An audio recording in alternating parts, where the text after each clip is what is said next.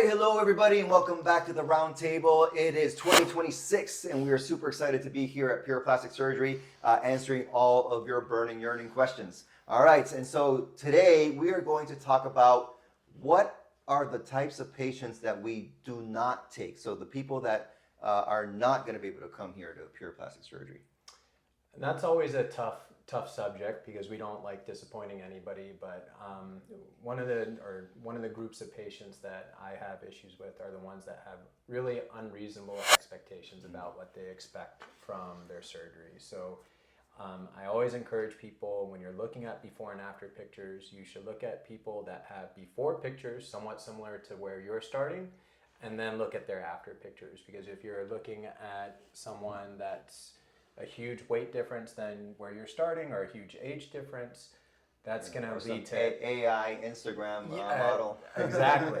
And so also make sure you're looking at real before and after pictures, because there's a lot of fake ones out there. So because then we're just never going to be able to achieve what you're looking for, and everybody's going to be disappointed.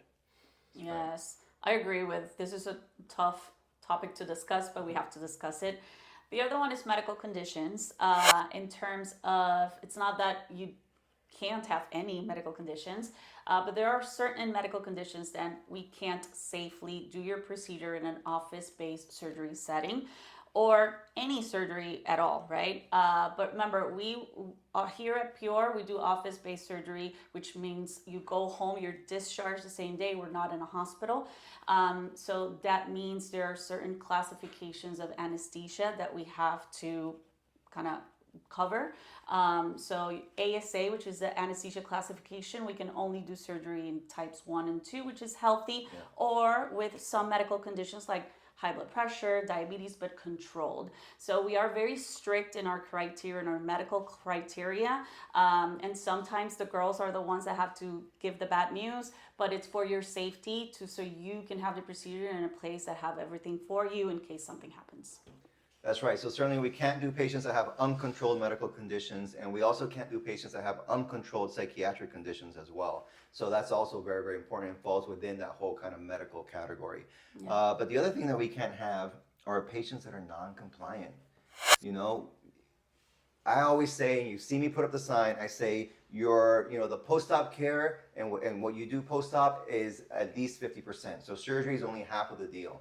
And if you can't do everything that we tell you to do after surgery, you're not going to get a great result, and then you're just going to be upset and you feel like you wasted your time and your money.